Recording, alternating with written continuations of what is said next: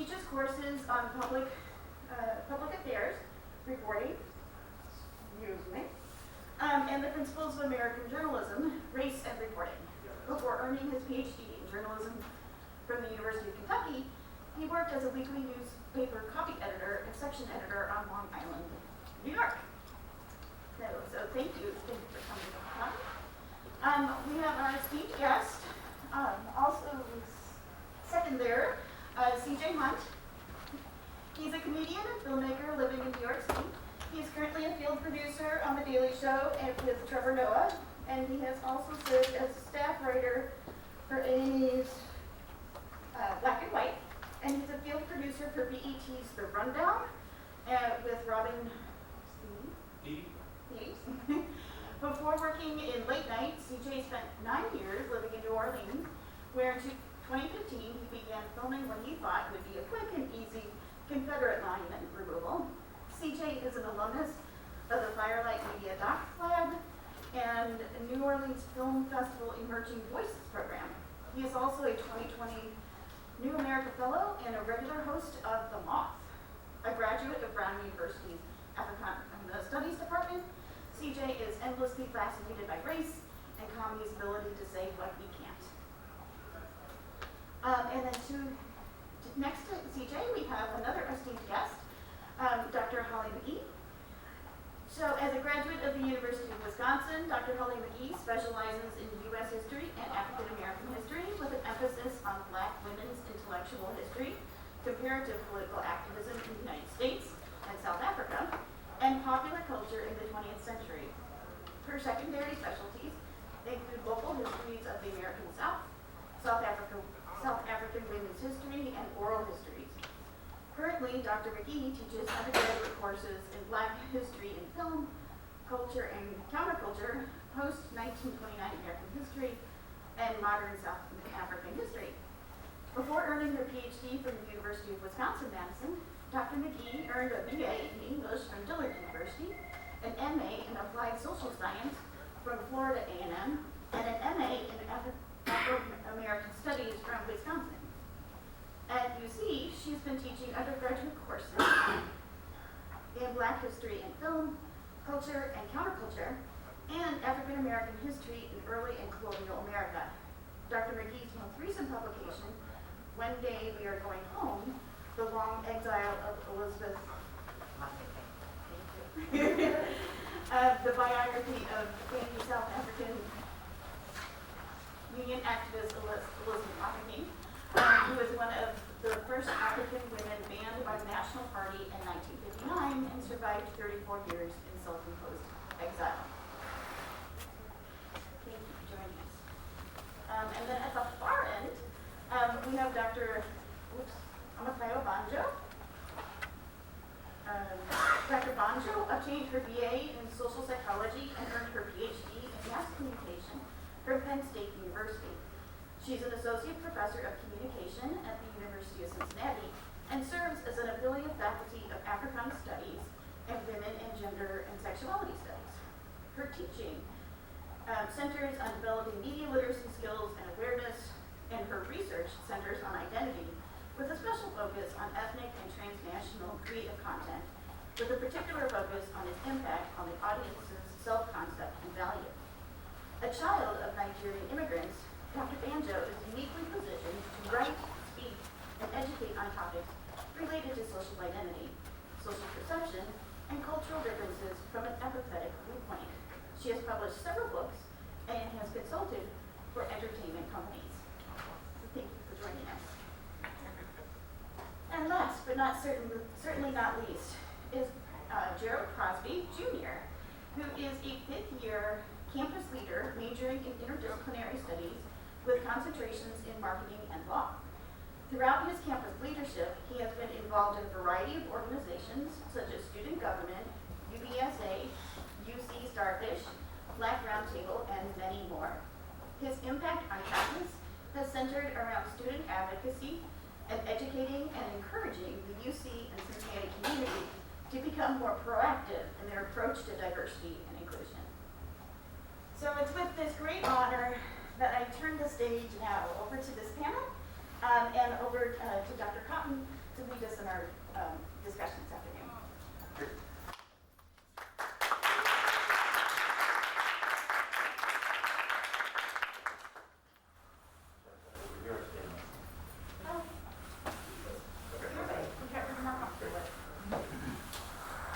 So I wanted to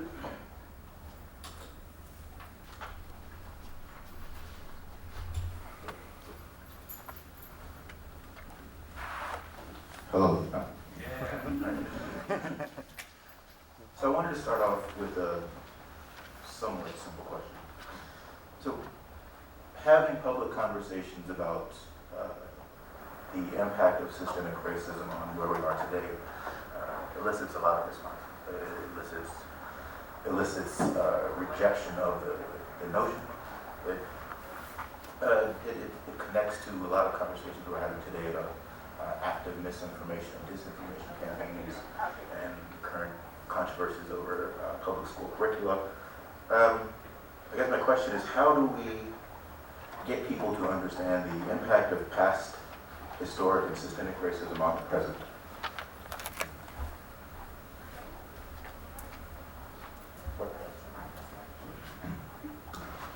Well, I'm just going to go ahead and jump right in. I happen to teach an honors course entitled Uncomfortable Truths.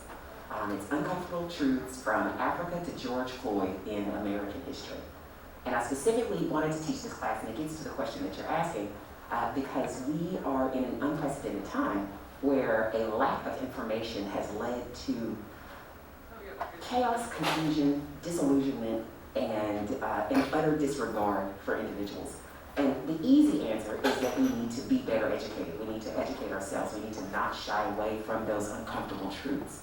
And so one of the things that I think that we need to do is we need to begin standardizing uncomfortable conversations in our curriculum. The idea that there is no federal curriculum that deals with or addresses specific needs in our K-12 in our K-12 system is beyond me. The idea that individual states can decide what their history is or what the national history is, or to change a narrative, is incredibly dangerous. I don't know if you're aware of this, but in the state of Texas, there are now textbooks that are coming out that are saying very innocuous things to children who don't know any better, but for those of us who are here now, we know that this is a problem. Here's the sentence: Africans came to America to work.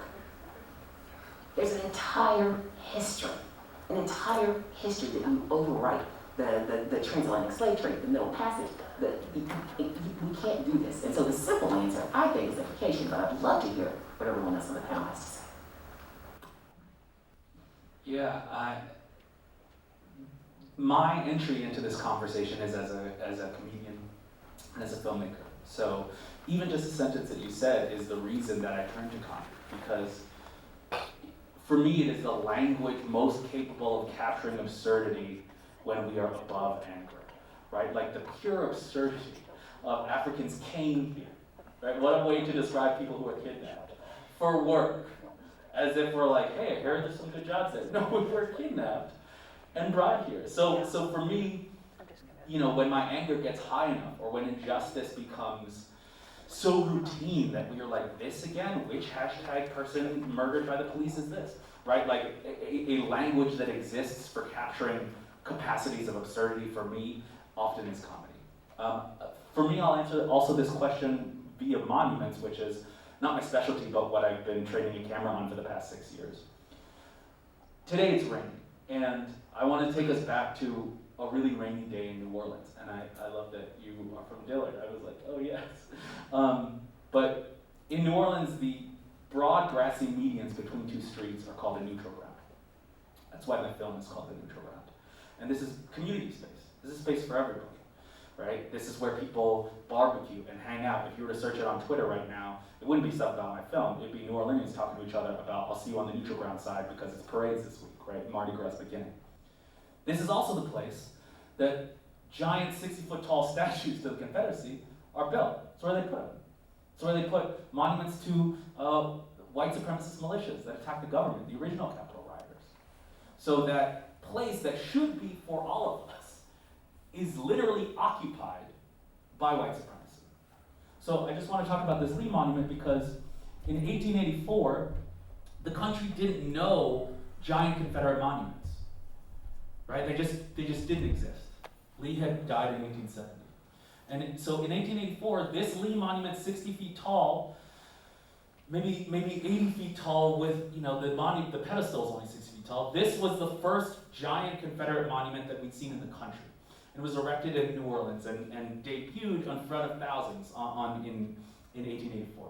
But it was raining, just like today. It was pouring down. So all the thousands of people, the Northerners who would come there to be like, brotherhood between white brothers, all the proud sons and daughters of Confederate veterans, all of these people are assembled, thousands, and it starts raining, so they have to scrap the ceremony, and they send everyone inside. And the only thing that exists from the written record is the program, which shows that a speech was given, as the rain is coming. It's just this guy named Charles Fennerer, who was a state Supreme Court justice, gets on the mic real quick, and he's like, "We would like to present this statue to the mayor of New Orleans, William Behan." And William Behan gets up, and he's like, "Thank you so much to the Confederates, blah, blah, blah, blah, blah, our statue." So, just these two rushed men, if we can picture it, these two men rushing in the rain to dedicate the first giant Confederate monument. 10 years before this moment, those men know each other as well because they're both members of the Crescent City White League, which is exactly what it sounds like. It is a paramilitary group formed between white people explicitly to teach blacks a lesson and teach them to forego further insolence. And in 1874, this group, the Crescent City White League, attacks the government, right, to overthrow Reconstruction, kills cops in the streets, kills the black militia in the streets, successfully takes the State House, holds the State House for 3 days so that the President of the United States has to send federal troops to disperse this white militia. These men not only go free, they're not only allowed to walk back to the house, no prosecution, but then the keys of government are turned over to them. One of the members becomes mayor, one of them becomes state Supreme Court justice, and on a rainy day, just like today in 1884, they crouch and hurriedly unveil and dedicate the nation's first giant Confederate monument. The second giant Confederate monument to Lee happens in Richmond. And 1 year after that, the New Orleans White League has dedicated a monument to their own coup, to their own insurrection. And they renamed the neutral ground where they shot and killed police. They renamed it Liberty Place. They physically renamed the space of their insurrection. They've named the space for everyone. They've named it Liberty Place. And they've named their coup the Battle of Liberty Place. And they built themselves a monument to the brave people who sacrificed their lives for Southern freedom at the Battle of Liberty Place, aka that time y'all went ham and shot all those cops, right? And they renamed this thing, and then they put a plaque on it that explicitly calls out white supremacy. So I say that to say my entry into this conversation is, how do we use structures like Confederate monuments to show people that the history was never neutral, that white supremacy has quite literally built the world that we live in. And so that is the opportunity. We have our work to do because governments, governors and state legislatures are literally punishing us for teaching kids about white supremacy. But these white supremacists were so on Front Street with how they built our world that I think our conversations about symbols, our conversations about what to do about this street name, our conversations about what to do with this dorm name, right, are also conversations about our present, about police, about all of the things that have built our world, pretend to be neutral, but were put in place by white supremacists who were talking white supremacists at the time and hold white supremacy together. How do we use the past to be able to open the doors that it survived and it never went away? I don't know that I have anything much more to add except that, of course, education is important, and not just at the higher education level, not just with universities, but of course with our children. Another thought that came to me as CJ was talking was just the power of framing. I come from a psychological background, and so I think it's not just important to show how these things happen or what happened, but also how, in terms of understanding the practice of telling stories, and how the intentionality that goes behind the scenes of news stories or television or film, presenting those facts. So one of the things I liked about CJ is that documentary, you talk a lot about digging receipts. You said you were just a comedian, but you also are an educator, right? And so one of the things, if you haven't seen the documentary, that comes up is just what do you do when you can have the evidence? You have the pieces of paper, you have what they actually said. This is not online stuff. This isn't someone's opinion in a forum. So I think that actually presenting evidence can help, but where psychology comes in though is we're very resistant to anything that makes us challenge ourselves. And so we built these forces. And so as I think through I've been thinking a lot about how do you get through and around people's defenses. And I don't have the answer, but I do believe that behind a lot of the defense is people's fear of their own insignificance. And I don't know that white supremacy would be abolished if you just tell people, you're just scared that you're going to be part of the minority and you're not going to be significant, but you will be. I think people want power. And so I haven't figured out the answer for that yet, how to tell people who want power, you don't need to have it. They're going to be like, yeah, I do, and that's it. But at the end of the day, though, I do think that is one of the core issues within people in terms of just trying to elicit change, being open to hearing and seeing their own inadequacies and fears and how it's playing a role in what kinds of stories get told and whose stories we validate. But at the very least, the stories still need to be getting told.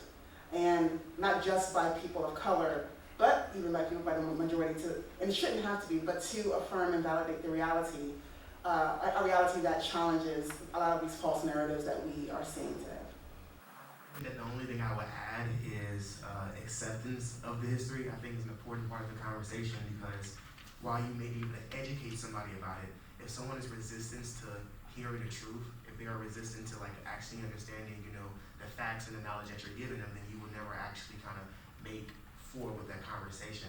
And I think part of that reason would be like white guilt, right? No one wants to feel like a bad person. So if you are constantly teaching the history of slavery and teaching these things to the majority in this conversation, they will be resistant to hearing that, right? Like you might take that personally. You might feel like, well, I didn't have slaves, so like, this is not a big deal, or the world is different because like I have black friends, or I know black people, or we have a black president and a black vice president, like, but that doesn't actually change the facts and the results, of the society and the reality that we live in. And I think that there is a way to accept the history, but not glorify the history. And as we mentioned in the title of this discussion, whose stories gets told, I think that there is just a lot of resistance to accepting that truth. And there is nothing to be glorified right about slavery, but it's still a necessity for us to understand slavery, to understand how we interact as African Americans in this country. And there's nothing to be, glorified about the history of Christopher Columbus, right? But we accept the fact that that happened and that got us here, and we move forward as a culture and as a country. But I feel like until we focus on that acceptance piece, it'd be really hard to move forward with the education, because I feel like we know, everyone in this room knows, the people on the Zoom call knows, like we understand the foundational issue that we have here in America, right? We understand the slavery issues that we have, the racist issues that we have in our country, but we can explain it in a million different ways, right? You can break it down in a million different ways, many different theories, but the truth will always be the same, and until we are able to accept that, I don't think that we will be able to move forward. Thank you. Another concern, I guess, is are we having too many of our conversations in spaces and with people who cannot or are unwilling to understand the context, and does that in turn hold us back in a way? Anyone wants to tackle that? I'll speak to it. Sure. Real quickly, that democratic decision became delayed by both vigilante actions, so death threats to contractors leaving the job because they're getting death threats. One guy allegedly got his car firebombed, right? So these monuments can come down from a democratic decision because of white supremacy stepping in. So in the film, I end up talking to a neo-Confederate, and then going with that neo-Confederate to a Civil War reenactment. And this is a slight spoiler, but at some point he goes, "You've come all this way to see things from our perspective. What could I possibly do to see things from your perspective?" And I said, "Hey, we should go to a slavery museum." And he goes, "Absolutely not. There's so much bullshit at that place." I love watching that scene in liberal white audiences because I can feel the air go out of the room. Because still so many, the country, but specifically white folks, view racial justice as being strictly about dialogue and about we just are one good conversation, one green book car ride away from sitting down and realizing we're all just people. And I like that scene showing the limits of a hearts and minds approach, right? That if hearts and minds would have worked, Frederick Douglass would have freed us, you know what I'm saying? Right? Like, Ida B. Wells would have gotten it done, you know, like if that was the work. I am thinking about what Dr. Bonjo just said, because the whole reason I use comedy is to try to get around the defenses, is to try to talk to white people about whiteness in ways that do not have them flee from the room and have them actually examine, right? So much of why The Daily Show is effective is because it finds a back door through people's defenses. I think that's what comedy can do. I have come through the process of the film being like, our job, my job is not to talk to white supremacists and convince them that we're human or that white supremacy is bad, right? Like, if all of our time are coins, how many coins could we spend actually making black people feel safe and powerful and embodied instead of being like, how can I spend these coins on this bottomless machine of how to make racists realize racism is bad, right? So this word that Dr. Bonjo said, which is to affirm and validate reality. To me, that's the goal. It is not to convince and de-radicalize. It is not to make an appropriate argument. It is to affirm and validate reality.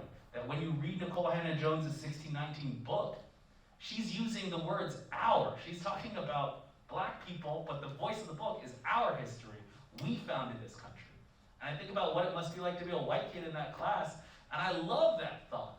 Because the authorial voice for the book being taught in class is assuming that the audience is black. And she understands that when she assumes that the audience is black and talks about how we changed this country and what white supremacy did to us and how we have dismantled it, whoever's going to come along is going to come along, but the primary conversation is between us to affirm and validate reality.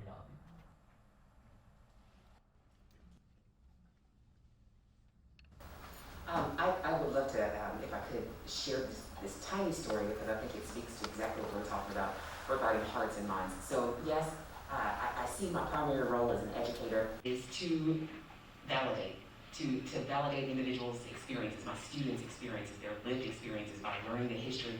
It places your life into context. It places so many things that happen around you, in your family, in your community. It places it into a context that allows you to finally believe you're not crazy. You're not crazy. You didn't miss the mark. You didn't miss something. Like it's failure is not is not endemic to you or your community, right? You begin to learn things, and so but hearts and minds. So as hard as I worked in the class to teach the true history, I tell my students all the time, I'm not making anything up. I get this a lot. I have a lot of white students, even in my African American history class, and so many of them are resistant to being there. Because it's an elective that you have to take, right? If you're taking a U.S. history course, that's a requirement. Standard U.S. history course where we learn all of the things that, slavery existed, then the civil rights movement, and now black people hold hands and sing Kumbaya. And it's so much fun because we live in a post-racial America. Well, I go back and I try to read American history, through the lens of a completely different tone, tenor, shade. And there is so much resistance in that room, so much resistance. For example, at the end of every semester, I teach this one class. It's called African American History from Early America to 1861. And then the second semester is African American History from 1861 to present. Okay? I had a student sit in my class every semester. At the end of the semester, I allow my students to write a letter to students in the next semester. You know, you've made it 15 weeks through my class, you made your A, your B, whatever. What type of advice do you want to pass along to the next student? And I let them write anonymous letters. They get to seal the letter up, and my only requirement is that you have to put your name and your N number on that envelope. Because I tell my students that anonymity breeds cowardice.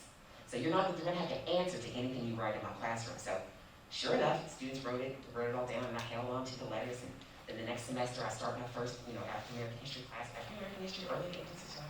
And I pass out the letters because people want to know, like, how do I make the A? That's all students really care about. How do I make this A? And I never know what's in the envelopes. I don't know. I give them that. And sure enough, as we're reading, as people are reading their letters, like, yeah, I want a letter. One girl gets more and more uncomfortable, like more and more uncomfortable. And I'm like, do you want to share your letter? So people are sharing their letters, like saying things like, oh, make sure you come to class, like make sure you do readings, make sure you do this, like really good advice. Like Dr. McGee doesn't do late work, don't even try it. Like she doesn't have time for that mess, right? And so finally, this young lady will not share her letter, but finally she gets to the letter and it says, get the fuck out now. She is racist. She shames white people, and she only talks about African Americans in history. The title of the class was African American History from early America to 1861. There is that resistance. How did you sit in my class for 15 weeks being angry that I talked about black people when the title of the class is African American History? So we can teach as much as we want, I think you're right, but man, there's some real psychological work to be done. There's some real emotional work to be done. And it's gotta start somewhere. It's gotta start somewhere.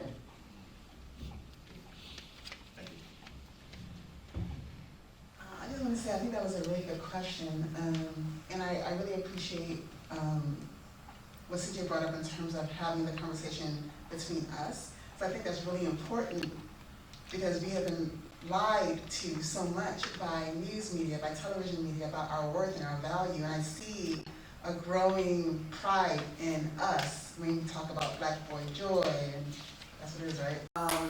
And all of these things on TikTok and things, we see much more pride.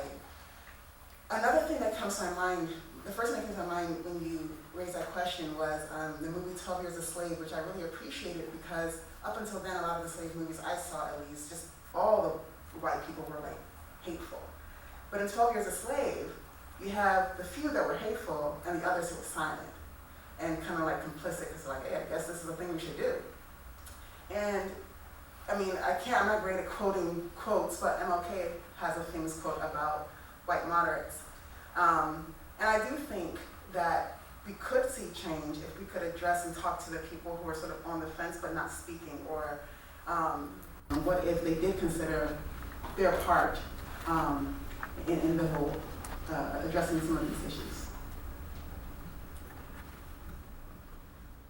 I think what y'all said is like 100% on the mark. I don't have like really too much other to add, but I think that we are having the right conversation. I don't think you can have the conversation with the wrong person, but I think that more people need to have the conversation, right? So kind of back to what you were saying, if you have that privilege, if you are, it is more likely, I know this is like scientifically proven, I don't have my PhD yet, but it is more likely, in my thoughts currently that like a white supremacist might be a little more, big word on might, but they might be able to hear someone else out that looks like them, that comes from the same identity, versus a young black man that you see trying to tell them that like their thoughts as racist or not fair, right? Because I feel like as people, we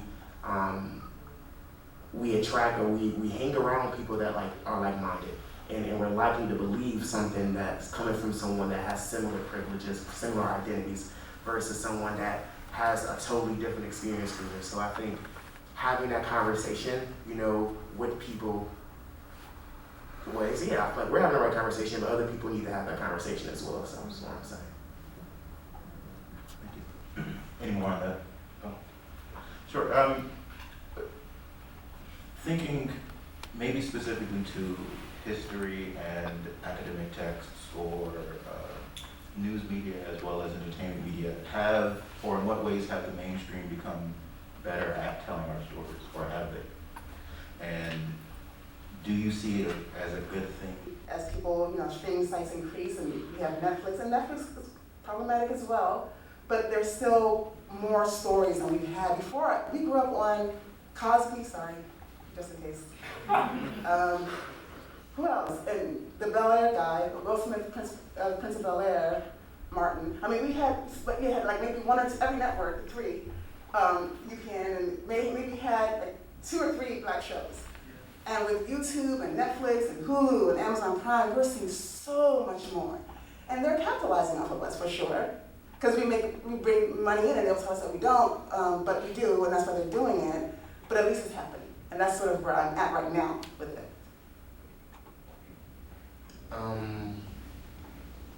I kind of took the question in the sense of like a social media lens, because I'm always on social media.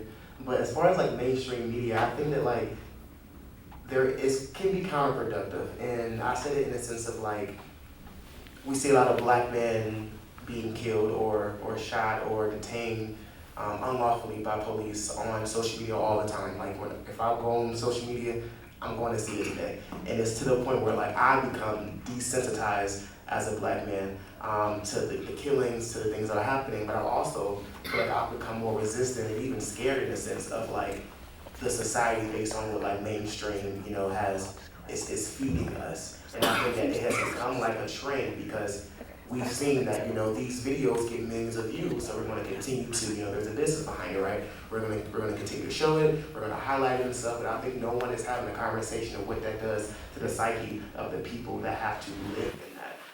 And it's to the point now where I'm in my car, and if a police behind me, like I literally will put my phone up and hit record. Haven't been pulled over, thankfully, yet, right? But like I'm ready because at any moment I could be that next video. And I think that repetition of showing that, I think it's intentional in a way, I definitely think it's very intentional, but it's super counterproductive for I think what people see, right? Because I think on the outside looking in, it looks like, we're spreading awareness, we're having a conversation, but then on the inside looking out, I don't think I've ever been afraid of the police, now than I have before when I was younger, so I definitely think that should be a part of the conversation.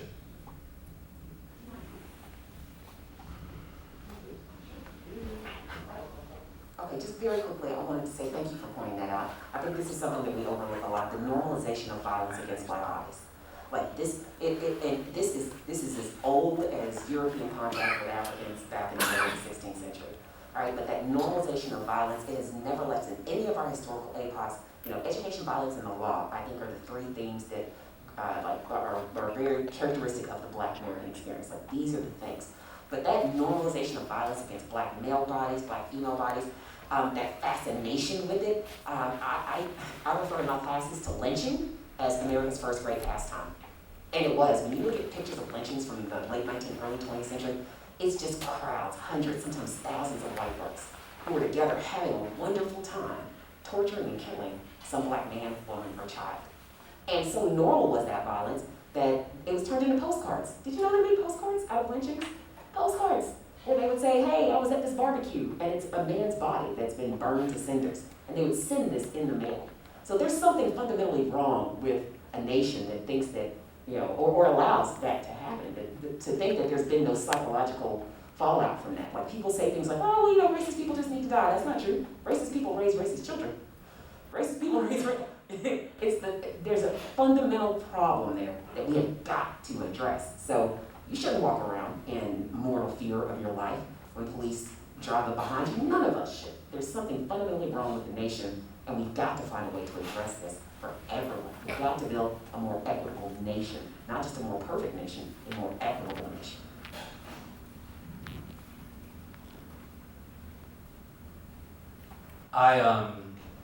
In coming here, I was reminded that one of the worst videos I've ever seen of a police killing happened here.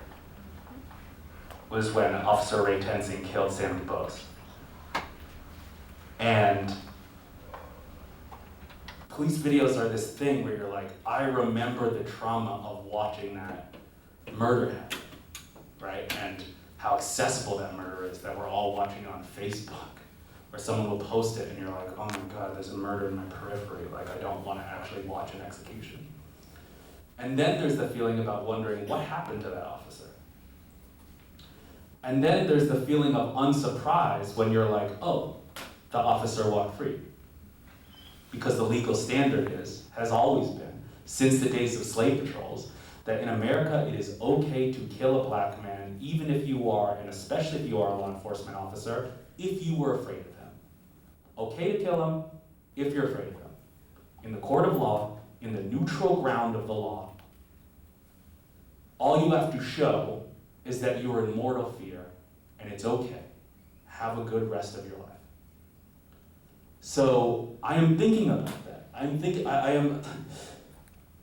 about the callous. It is essentially emotional calluses that we've all developed, right? Like a place of consistent friction where your heart has gone numb, basically, and we are like, I have a specific callus in my brain for those videos, and then for the deep, dark unsurprise that I feel when you realize that no accountability has happened from that. And we are kidding ourselves to what you're saying if we don't think that those are not our lynching postcards. With the same shock and horror that we look at the past and we're like, that was normal? That happened in every city? Y'all, when Sam DuBose was killed, I confused him in my mind with Sam Hose, who was a famous lynching where his knuckles were displayed in a window. Right? Like, the ability of our brains to be like, wait, shot in the car, is that the same thing as Alton Stern? Which one was the way that we confused them? Future will look back on this and be like, your kids saw more black people getting executed on Facebook than they saw cat videos? Like, that was a thing that 7-year-olds had access to? Y'all kept seeing that happen and you did nothing? Right? So I know the question is about entertainment, but I just mean that to say, I feel you. This is not only like the personal horror that we have, but we will be looked back upon and judged by the future in the same way that we're looking at Confederate monuments and be like, how could you ever think slavery was okay? How was that the dominant thing that people did not take down? How did you build those things? I think people will look at this period and be like, how was that normal for y'all? Why did you not? Why for those of you who did not stand up, white moderates, did you not stand up? And then for when y'all marched in the streets, how did you have the largest social movement ever? And then at the end of the day, what we get is not defunded police departments, but we get Juneteenth as a holiday. To tie it back to the films, I really enjoyed the film Judas and the Black Messiah. There are things that people can get into about what it means that, Black Panther stories are co-opted by Hollywood, but I enjoyed the film. And what I just want to end on is the idea that Judas and the Black Messiah. Raise your hand if you've seen this film. Okay, put your hands down. Raise your hands if you've seen the film Green Book. Those are both films about the same decade and improbable friendships between a white man and a black man. Green Book won the Oscar because that's what we want out of our racial fantasies. We want to believe that racism is just a thing between individuals, and what's going to get us over it is a long car ride and some good talking and maybe teach me how to eat chicken. Right? The last line of Green Book is the racist wife looking at Mahershala Ali and being like, thank you for sending the letters. Right? Like, it's insane. But Judas and the Black Messiah is about that relationship through which law enforcement manipulated black movements, right? It is a much more haunting portrait. So that's the only answer I had for the films that we make is, are we making them to tell people that racism is just a matter of friendship? Or are we making things that haunt us to be like, there's some deep work that we need to still do? Yeah. So 2 responses. One is, as we can see, I think Ryan Coogler was behind Judas and the Black Messiah. When you have people of color behind the scenes, they can tell the real story. So that's one thing I wanted to point out. But I'm also really kind of dysregulated right now as I think about what we talked about not too long ago, about the lynchings and watching the videos. And all that comes up for me is 2 things. One is, Emmett Till's mom said, let them see what they did to my boy. And you would hope that it would have brought so much shame that, you would see a change, but obviously we're still watching videos of people being killed and slammed on the street. But then I think about Baldwin, who says, these are a reflection of you. Look at yourself. You are depraved. not all white people, but white supremacists. And I just find myself thinking, you still haven't seen it? After all these years, when you think about watching the things on Facebook and everything, I stopped. Tamir Rice, I was traumatized after watching that video, and I did allow myself to watch Assembly Bowls, but after that I committed to not doing that anymore. Because it is, you shouldn't have to be, when you see a police officer, your body, you should not be responding. We already have trauma that's been passed down. Well, I'm a child of Nigerian immigrants, so I'm understanding more about the epidemic of trauma that has passed through descendants of slaves. So that's a real thing, so why continue to do that to ourselves? But I think one thing to consider is, what does it say about the majority, that they can see these things and still not feel anything? And I don't have an answer, but that's what comes up for me. Thank you. And along those same lines, what lessons are we not learning, or maybe what are our biggest or worst myths that we continue to tell, either publicly or within or among ourselves? Going back to Green Book, you're like, this guy has a real beef with Green Book. Raise your hand if you've read the text of a critical race theory ban. The laws that are being passed to limit critical race theory, raise your hand high if you've read the actual words. Okay, you can put your hands down. In general, in 12 states, they've passed these critical race theory bans that punish educators for talking to students about white supremacy. Specifically, they all have a decoy clause that begins with, they define these, they don't even call it critical race theory, they call it divisive concepts, which sounds like we're in some weird Hunger Games world. But they have a decoy clause, always number 1, which is you can't tell kids that one race is superior to any others. I don't know any teachers who are doing that, but it's a clause they hide behind because then they can do other crazy reprehensible stuff. And then when you're like, hey, it's pretty crazy that we can't teach kids that, they're like, I'm just talking about supremacy. And then the other ones, the main ones are teachers, the divisive concepts are you cannot tell kids that implicit bias exists. You cannot tell kids that structural racism exists. You cannot tell kids that America was fundamentally or irredeemably racist. What you call a country where all the first presidents owned slaves and specifically wrote its constitution to ensure that if a slave escapes, we'll bring him back. I don't know what you call that if not fundamentally racist, right? They even go hard on meritocracy. You cannot talk about meritocracy as a tool for racism or sexism, right? And then the big clause that all of them have is you cannot teach a student anything that makes them feel guilt, shame, or discomfort. I don't know how you're teaching anything in class. It's like, what? If you are black, the history of our people is shame and discomfort in this country, right? Because these bills assume that the normative child whose story gets told is white.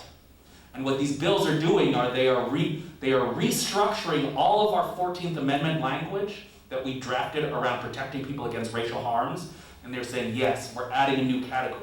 Talking about race is a racial harm to white children.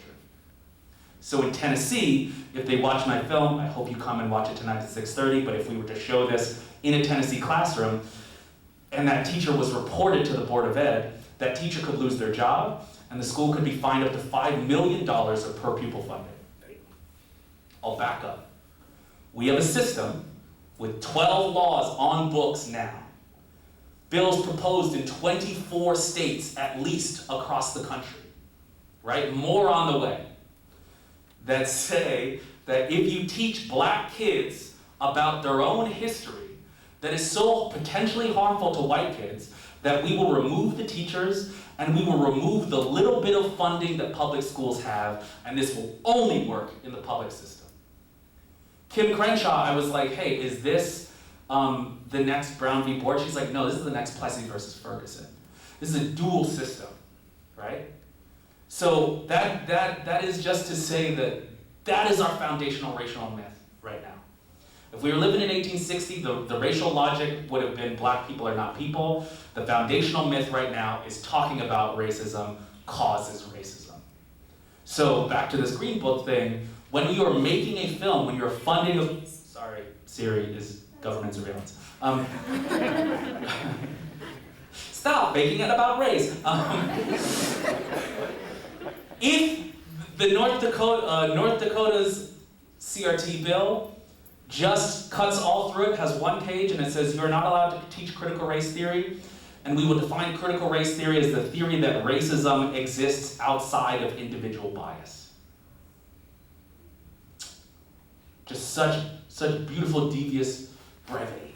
You cannot teach in this entire state, you cannot teach any children of any color that there's any racism outside of individuals hating each other. So that is just to say that if that is the myth, why would we tell any other story in films, in our classes? Why would we contribute to this idea that the problem of race is between individuals when it is literally what they are outlawing us to be able to talk about state by state?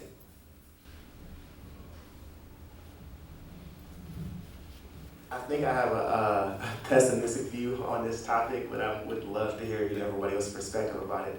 But I think what I've learned thus far is that history repeats itself, and slavery hasn't changed, it just looks different, right? You think about the Cradle Prison Pipeline, the different systems that are in place that have just changed but produce the same outcome that keeps one on top and then one below. And I think we understand, that the majority is the problem, but it's like, what's next? And I came across a piece, James Baldwin piece, how much time does it take? And I'm still stuck there because that's what I want to know, like from this point moving forward, we understand the problem, we understand the issues, and even when we do give resources to minorities or black folk, it's destroyed. You look at Black Wall Street, right? And then you go back to Malcolm X and his thought with the white liberal. There's so much context of this cycle that we go in our country, and the outcome is always the same. And for me, is what is the next move? What is the different move? Because right now we're still in that same cycle. Craig, for me, the myth that I've been sort of wrestling with is the idea that you don't know. I tend to be very like, oh, maybe they didn't see it, but over the years I'm like, no, you see it. You see it. You don't want to see it, or it makes you uncomfortable. So again, psychology, cognitive dissonance. You're trying to mitigate how uncomfortable it makes you feel. It makes you feel, and so for me, the myth is that white people don't see it. I think white people do see it. They just need some facilitation to engage with it, but for the most part, it's obvious, I think.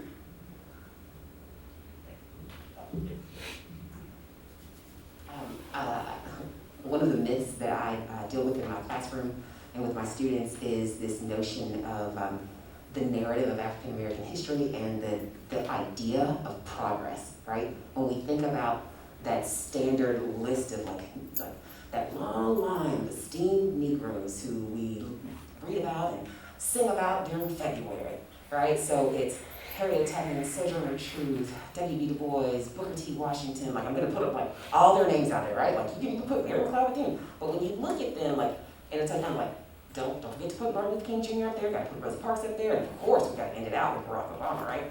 And so when we do that, what emerges when you sit back and you look is this narrative of docility, right? This narrative of non-resistance, of this narrative of cooperation, of patience, right? This narrative of waiting for you'll have heavenly rewards and not your earthly rewards. Like, bump that, I need to pay my rent now, right? Like, thank you, Lord, but I like to eat. I like to eat meat, right? And so I have this conversation with my students about changing the narrative of what African American history is, right? So what would it look like for students if instead of teaching that narrative of docility and cooperation that we taught about like I.W. Wells? What if we taught about Martin Delany? What if we taught about David Walker? What if we talked about Henry Highland Garnett, let your motto be resistance? What if we talked about, all of the black folks who said, hell no, not anymore. Take that weapon from him, knock him upside his head. What if we taught students, I.W. Wells back in the late 19th century was saying, a Winchester rifle should occupy a place of honor in every Negro home.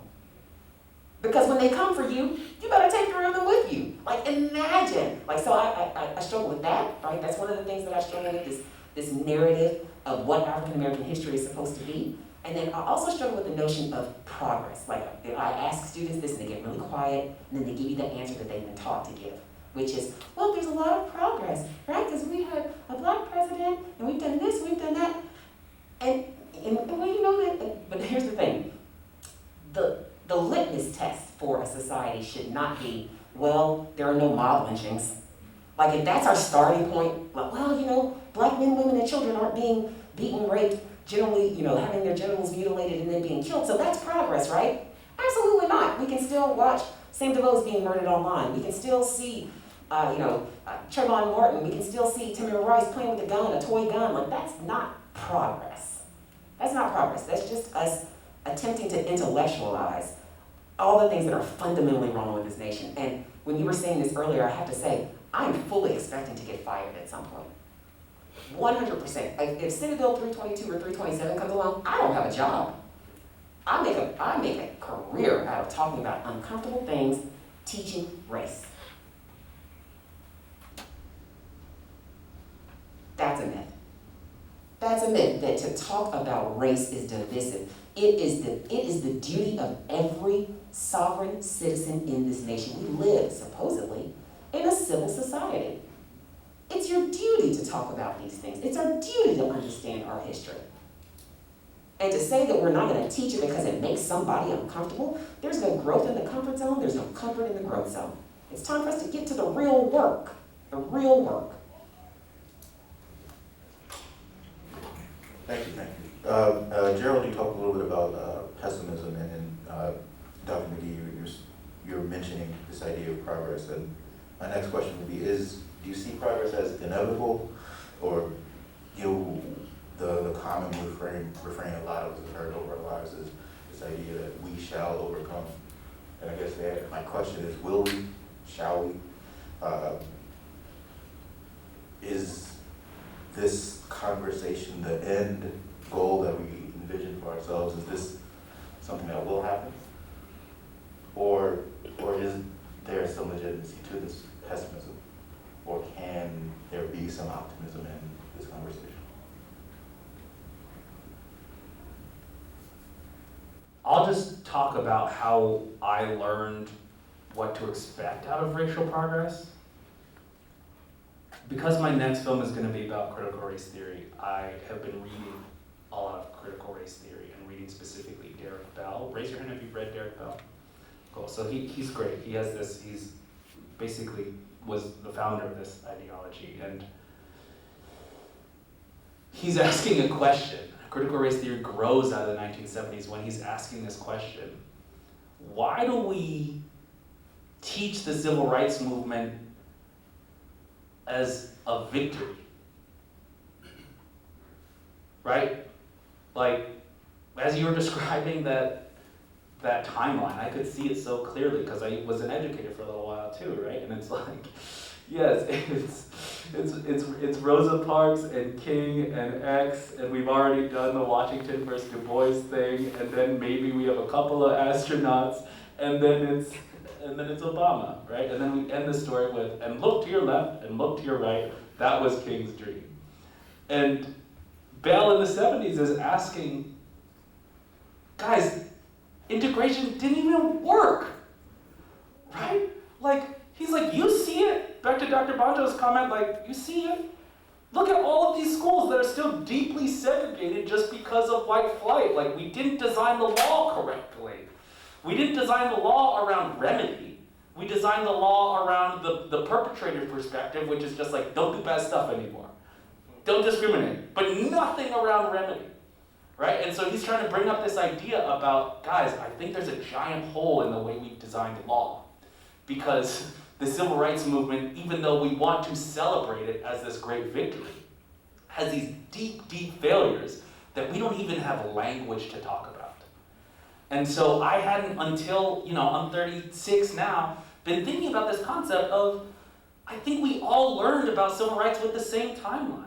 I'm like, isn't it great? And if it was a movie, you would pan to the sky off of that sunny picture picture, that sunny saturated picture of the March on Washington, you pan up to the clouds, and then you come down to Barack Obama, and then you come out to the class, and it's an interracial class.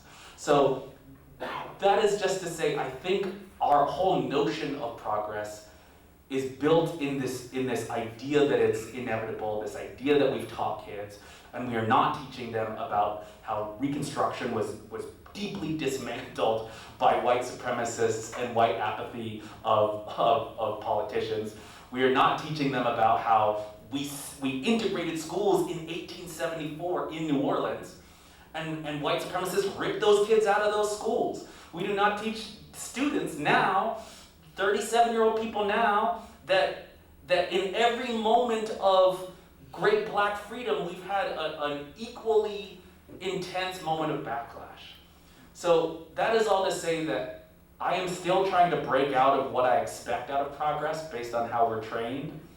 And then I'm also trying to remember that it doesn't necessarily mean that we are moving back when white supremacists attack the Capitol. I think it is a measure of the success that we are having, right? That like when white supremacists act up and attack governments and try to ban us talking about what they did, it is a measure that we are successful. In Richmond, last year passed the most progressive standards reforms that we've seen. Before last year, if you were a student in Virginia, you had to learn that the Civil War was caused by slavery and states' rights. Richmond changed it and is like, no, the whole state has to learn slavery. So that's dope. They also have a governor now who you bet is gonna undo that. So for me, I don't know about how to hope, I don't know how much progress there is, but I am feeling our power based on the backlash.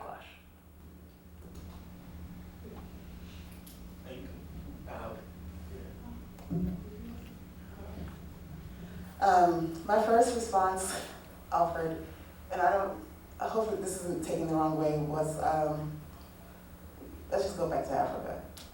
I got family in Nigeria if anybody wants to join.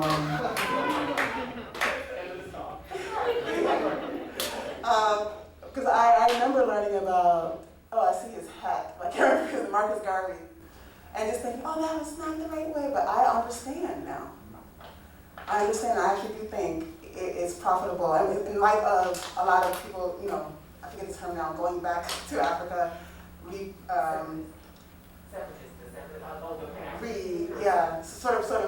becoming citizens of different African countries, repatriating something. Yeah. So I see this movement. I think for some people it's because they're tired. But to what CJ just talked about, and what I mentioned earlier about hegemonic negotiations, it's just going to be a constant tension because nobody wants to give up power. We're talking about race here. Let's not even talk about gender or class. Nobody wants to give up power, so there's constant tension. And I think the only way that we can sort of address that tension and try to make sure we still have a dog in the fight is through education and empowerment of people whose voices have been silenced, as well as people who are silent and could talk to their white supremacist friends maybe and do some of that work. And then also increasing ownership. I remember Will Smith said once in an interview that once African Americans or people of color get distribution power, it's on. It's just within the past 20 years or so that there's, maybe a decade, just 10 years, that there's been an increase of ownership. And the more you get production ownership, then you can, I'm coming from a media perspective, then you can tell the stories you want to tell. You don't have to ask permission. Once you have that money, but Jay-Z and Will Smith had to come together to do that. To tell stories. And they're not the only ones, right? There are other people, whether Ava DuVernay or Issa Rae, Yvonne Orji, all these people who are trying to use their resources to tell stories that sort of challenge and push against, and not just talking about racism, but just humanizing Black people. Like, they're just in love. They're not like slaves in love. They're just people. And so the more we increase ownership, I think that will help to present a counter view. Another pessimistic response, though, and this is probably a really bad joke, but one of the concerns is that in 2050, white people will be a minority, and then another response is just have more babies, y'all. I think my response is, and I've been trying to think about this, but it is, we will not overcome. You have bad soil, no matter what seeds you grow, they will die, right? It doesn't matter how how much you water it, but if the soil, the foundation is not good, then there's no way that, in my opinion, that we can progress, even if we do create the black dollar and we get, generational wealth, will Black Wall Street happen again?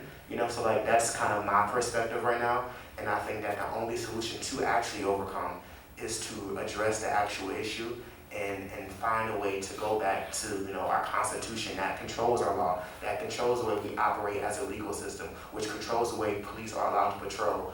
And I think once we address that issue and start making changes there, then maybe we can have some type of progress. I would love to say the historian in me, who is because I'm a historian, I am a pessimist because I've seen it, read about it hundreds of years of systemic institutional, racism, of discrimination, of segregation, how it's codified in the laws, how it works in practice. I've seen it, read it, talked about it, and I am a pessimist. But then every now and again, something will happen that will give me just a sliver of hope. I don't know if you all have checked the headlines, but all three of the gentlemen who killed Ahmaud Arbery have been convicted of a federal hate crime. Like, that means something. The idea that we are now in a place, like, this is a big deal. The historian in me likes to see accountability. Like, that is what it's going to take. Consistent accountability, holding people responsible, holding communities responsible, holding governments responsible. Did you know, I don't know if you guys are aware of this, but in 1921 when Tulsa burned, actually it was the black side of time when Tulsa burned, did you know that it was estimated in today's dollars that, okay, I don't know if you know how deep this was, 35 blocks, 35 square blocks of a black community were not just hunted off, picked off. The white sheriff deputized most of the white men, gave them guns, then sent them into the black side of town. Once he did that, private airplane owners, they firebombed Tulsa. That's 35 square blocks of black excellence. Hospitals, homes, churches, insurance companies. Today's estimated value lost, $200 million. $200 million. How many people in this room have had, a windfall from a grandfather or an uncle, somebody who could pass down a house that was sold in order to subsidize something? That's called generational wealth. And the federal government created, I firmly believe the federal government created the white middle class back in the 1940s with the GI Bill, but that's a whole different thing. But so there's got to be some type of accountability. And the fact that we're finally in a place where individuals are having to be accountable for their actions, I think that is a tiny sliver of progress, but I'm not going to put my whole foot in the water, just to tell. To play the literal devil's advocate for a second. If I was a lawmaker and I wanted to be the most effective possible, I would pass a divisive concept law here. And you wouldn't be able to say any of the things you just said.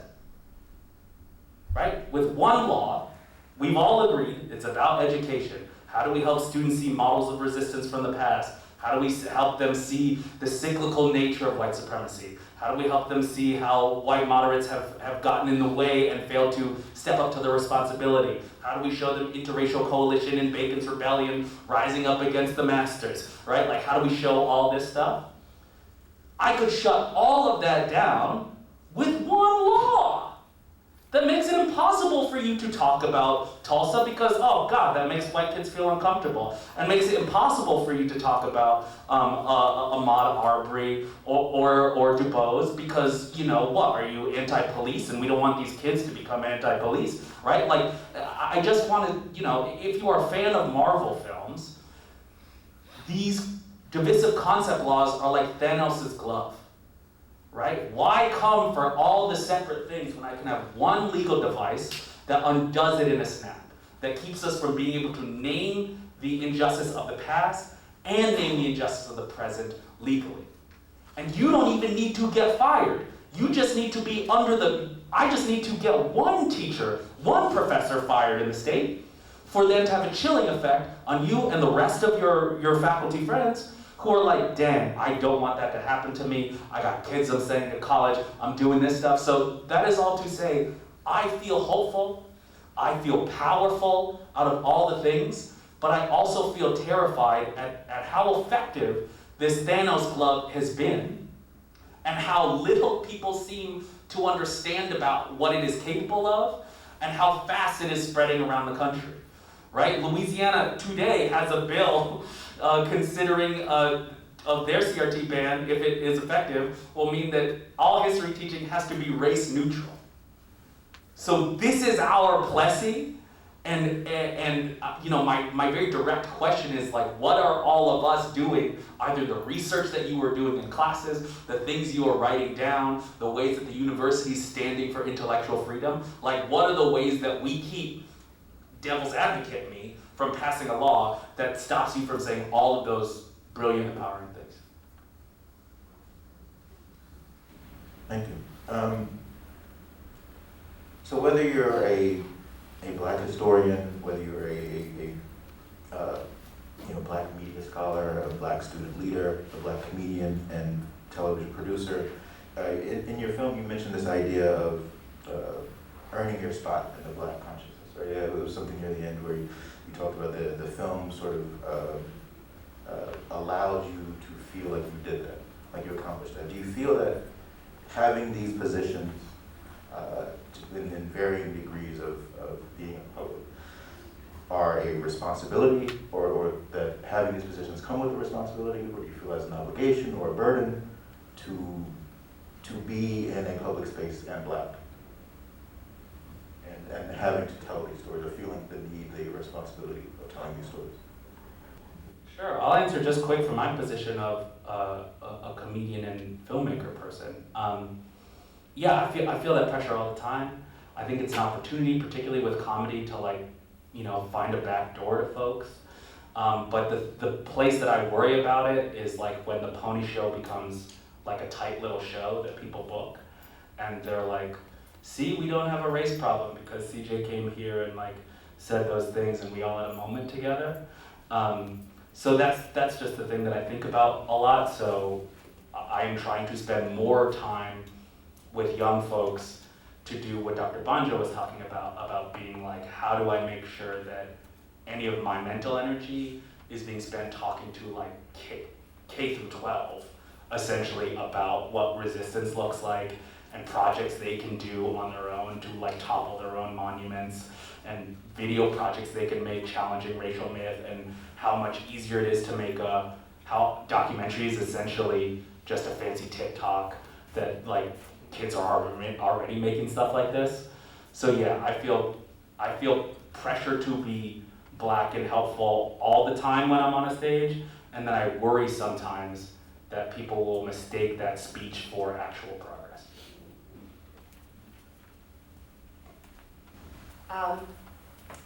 This is something that I struggle with as well. Sometimes others don't allow me to turn what I do off.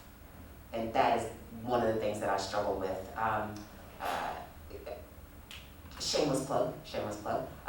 What we do in different spaces. I happen to be the new TAC professor in the public humanities. And it's a position that allows me to do a lot more public-facing work. One of the things that I've always had a problem with here at the university is that we seem to keep all of our resources and expertise to ourselves.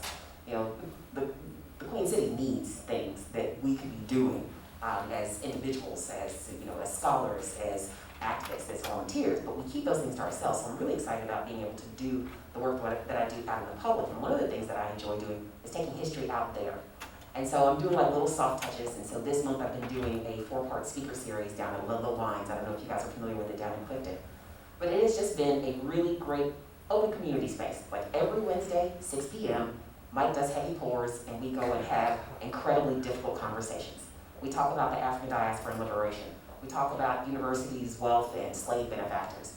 We spend some time talking about the destruction of Black generational wealth, and then tomorrow night we're actually talking about race and film. And so it's just been really great to be able to get out and do those things, because you get to get the message to people who otherwise wouldn't have it or wouldn't be able to access it. But then at that same time, it marks you, right? It publicly marks you as that's the one that has the black talk, that does the black thing, that does the black fill in the blank. And it has happened that like I've been at social spaces, I'm trying to have a party, I'm trying to get turned, like the bar is open, right? Like let's do it. And then somebody pulls me aside and wants to talk to me about their feelings. I'm like, how can I be non-racist? Well, first you can stop ruining my time at this party right now, because I'm trying to get down. But so like, and so it is a struggle, but I love what I'm able to do because it does, I know this sounds so cliche, but it really does feel like an honor. It really does when I can get in the classroom. Like every semester I have at least one student who writes me an email or writes a card that says, this class did this class made me think about that. And it makes me feel like I know I'm doing what I'm supposed to be doing, even though I'm frustrated, even though I'm a pessimist sometimes. Those bright little shining stars, like that is what makes it worth it for me, so. I don't have the same conviction. I think I'm to the point, I'm 22, and I think that for me, like, experiencing freedom is kind of experience in life, and I can spend my time, right, trying to educate and continue to learn about these oppressive systems, or I can be 22 and go to the bar and have a good time, you know? And I think that I'm kind of to a point where, like, I feel like it's important for me, you know, as a Black man experiencing racial battle fatigue to just experience life without all of the complicatedness, you know? And there is a time, right, where like I might have to check or educate or speak about things, you know, such as now, but I just don't want to dedicate my life to that type of oppressive system. I feel like, you know, we've, as minorities, enough has been taken from us, right? So for me, it's like, at least I can have the little bit of joy that I do have, you know, when I get to have it, so, yeah. I'm glad you're choosing that. I think I unknowingly opted into doing this work all the time because my area of research has centered Black narratives, and I've been very bold about it because in grad school I was told, oh, you won't get grant money if you do that, you won't get tenure if you do that, study more mainstream things. And I don't know, it was the Yoruba arrogance in me. Yoruba is a tribe in Nigeria. My dad's very proud about it. He must have passed it on to me. Because my thought was, I'm gonna do what I wanna do. I'm gonna validate these stories. And thank God I got tenure. I was able to do that. And then one of my most recent books, I didn't name these people, but I said thank you to all the people who told me not to study race in academia. So it's not just, you know, politicians who are regulating what gets talked about. Even in academia, there are people who say, you talk about these things, they're not threatening you, but you don't get a positive review. They ask you, well, what's the purpose of this question? Why do we have to study? So things like that at times can also silence you. And so I just have this thing in me where I'm like, I think Black people are beautiful, and I think we are worth talking about. And, but I've gotten tired. So much to the point that I wrote this spoken word piece. I performed it here. Thank God I still have a job afterwards. Because the title of the poem was Confessions of a Tired Race Scholar. It was a long title. But in there I talk about dealing with racial battle fatigue, not just with academia, but also sometimes with your colleagues, and having to deal with institutions that say that they care about these issues, but then they obviously don't. It is really tiring. But then I had this conversation with Eduardo Bonilla Silva, for anyone who is familiar with him. He's a sociologist, Puerto Rican dude. And I told him, I said, I'm tired. And he said, that's okay. There's a time that's, take a step back, sit down, but who's gonna do the work? Who's gonna do it? So it's not for all of us to do, but I kind of chose it. So I know that there's a time for me to talk, and there's a time for me to stop. There's a time to heal, there's a time to fight. And so I'm trying to consider that. But another thing I wanted to point out as I was listening to you, CJ, I was thinking about, yeah, if a bill passes, you know, we could lose our jobs. Let's plan on what we want to do afterwards. Start a business or something. But then I thought, and maybe I'm giving the media too much power, but that's the beauty of entertainment, though. I think that they can still be educators. Now, we're hyper-fragmented. So whether or not someone sees a movie or not, or a movie or a show or something like that, you never know. But there's still ways to get our messages out there through technology. And then I was thinking about the Hollywood 10, and I was like, I can't imagine in 20-anything that governments will say, are you talking about critical race theory in your films? Because that's what they did when they thought they were socialist. If that's where we're at, it's a scary time. So anyway, that's something I thought about in terms of maybe the potential power of digital technologies to sort of still get that information out there.